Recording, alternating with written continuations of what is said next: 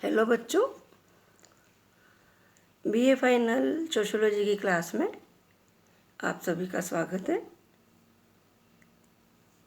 हम second paper पढ़ रहे थे, ग्रामीण और नगरीय समाजशास्त्र। पिछले क्लास में हमने भारतीय समाज में परंपरागत जाति व्यवस्था में आ रहे बदलाव के कारणों का अध्ययन किया था। आज हम पढ़ेंगे कि भारत में जाति व्यवस्था में क्या क्या परिवर्तन आए हैं, उनका अध्ययन हम आज करेंगे। तो जैसा कि बच्चों मैंने आपको पिछली क्लास में बताया था कि औद्योगिकीकरण, नगरीकरण, पश्चिमीकरण, प्रजातांत्रिक व्यवस्था है ना, आदि के कारण भारतीय समाज में या भारत में जाति व्यवस्था में बहुत से परिवर्तन आए हैं। ये परिवर्तन क्या क्या हुए हैं वो मैं आपको बताती हूँ विभिन्न बिंदुओं के माध्यम से। पहला परिवर्तन है जाति संस्तरण में परिवर्तन। जैसा कि बच्चों आप जानते हैं, भारतीय समाज में जाति प्रथा के कारण एक संस्तरण पाया जाता है, उच्चता और निम्नता का, है ना। जिसमें सभी जातियों की एक सुनिश्चित स्थिति होती है, लेकिन वर्तमान समय में कई निम्न जातियों ने संस्कृतिकरण और राजनीतिक सत्ता प्राप्त करके अपनी सामाजिक स्थिति ऊंची उठाई है ना। और आज निम्न जातियों के लोग भी समाज की उच्च जातियों के साथ में काम करने लगे हैं, एक साथ उठने बैठने लगे हैं, खान पान करने लगे हैं, है ना। इस प्रकार से निम्न जातियों की भी सामाजिक स्थिति थोड़ी ऊंची उठी है। फिर नेक्स्ट बदलाव जो दिख रहा है वो ये है कि खान पान के प्रतिबंधों में शिथिलता। जैसा कि बच्चों आप जानते हैं कि परंपरागत ग्रामीण जाति व्यवस्था में खान पान से संबंधित भी निषेध थे, प्रतिबंध थे, और ये निश्चित होता था कि कौन सी जाति किस जाति के यहाँ पे भोजन करेगी और किस जाति के यहाँ पे पानी पिएगी या पी सकती है या नहीं पी सकती है। इस प्रकार का पहले निश्चित होता था, लेकिन वर्तमान समय में सभी जातियों के लोग एक साथ से कारखानों में काम करते हैं, एक साथ से सफ़र करते हैं ट्रेनों, बसों और वायुयानों के द्वारा, और एक साथ उठने बैठने के कारण इस प्रकार के प्रतिबंधों में कमी आई है। लोग होटल, रेस्टोरेंट आदि में साथ साथ खाने पीने और उठने बैठने लगे हैं। इसी कारण परंपरागत जाति व्यवस्था के खान पान संबंधी निषेधों में शिथिलता आई है। नेक्स्ट परिवर्तन आया है ब्राह्मणों की स्थिति में गिरावट। जाति व्यवस्था में पहले ब्राह्मण को सर्वश्रेष्ठ और संस्करण में सर्वोच्च माना गया था, किंतु वर्तमान समय में ब्राह्मणों का प्रभुत्व एवं प्रभाव घटा है। अब जन्म के स्थान पर व्यक्ति के द्वारा अर्जित परिस्थिति का महत्व बढ़ा है, यानी कि अर्जित गुणों का महत्व बढ़ गया है। धर्म के प्रभाव घटने के कारण ब्राह्मणों की सामाजिक स्थिति भी घटी है।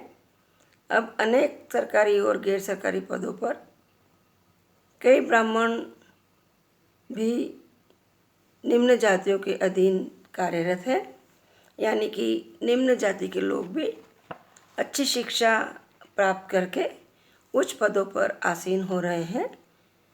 इस प्रकार से परंपरागत जाति व्यवस्था के अनुसार जो ब्राह्मणों की स्थिति थी, उस स्थिति में वर्तमान समय में गिरावट आ रही है। फिर नेक्स्ट परिवर्तन आया है निम्न जातियों की सामाजिक धार्मिक निर्योग्यताओं में परिवर्तन। जैसा कि बच्चों आप जानते हैं कि आज के समय में कई धार्मिक सामाजिक आंदोलन और कानूनों ने अछूत और निम्न जातियों की दशा सुधारने के लिए और इनके कल्याण के लिए कई सारे प्रयास किए हैं। इसी कारण से आज कई सामाजिक, आर्थिक, धार्मिक और राजनीतिक तथा शैक्षणिक सुविधाएं निम्न जातियों को प्राप्त है, जो पहले नहीं थी। जातियों के बीच पाए जाने वाली छुआछूत भी वर्तमान समय में दूर हो रही है। मैं पहले आपको बता चुकी हूँ कि औद्योगिकीकरण, नगरीकरण, इसके कारण ये बदलाव दिखाई दे रहा है। फिर नेक्स्ट बदलाव आया है विवाह संबंधी प्रतिबंधों में परिवर्तन। पुराने समय में ग्रामीण जाति व्यवस्था में एक व्यक्ति अपने जीवन साथी का चुनाव अपनी ही जाति में करता था। यहाँ तक कि नगरों में भी जाति व्यवस्था में ऐसा ही होता था कि व्यक्ति अपनी जाति में विवाह करता था। किंतु वर्तमान समय में अंतरजातीय विवाह भी होने लगे हैं और गोत्र और प्रवर के बंधन भी लचीले हुए हैं। फिर नेक्स्ट बदलाव आया है जन्म के महत्व का घटना। जाति व्यवस्था में व्यक्ति का संबंध जन्म से होता है, यानी कि जिस व्यक्ति का जन्म जिस जाति में होता है, मृत्यु पर्यंत तक व्यक्ति उसी जाति का सदस्य कहलाता है। चूँकि जाति एक बंद वर्ग है, यानी इसको परिवर्तित नहीं किया जा सकता। एक बार व्यक्ति का जन्म जिस जाति में हो जाता है, जिंदगी भर वो उसी जाति का व्यक्ति कहलाता है। लेकिन वर्तमान समय में जन्म के स्थान पर व्यक्ति के व्यक्तिगत गुणों एवं अर्जित गुणों का महत्व बढ़ा है। जैसा कि प्राचीन समय में जाति व्यवस्था के कारण ही सामाजिक संस्तरण पाया जाता था। ब्राह्मणों को समाज में सबसे उच्च और श्रेष्ठ जाति माना जाता था और ब्राह्मणों को की स्थिति समाज में सबसे उच्च होती थी। और व्यक्ति का मूल्यांकन इसी बात से किया जाता था परंपरागत जाति व्यवस्था में कि उसने किस जाति में जन्म लिया है।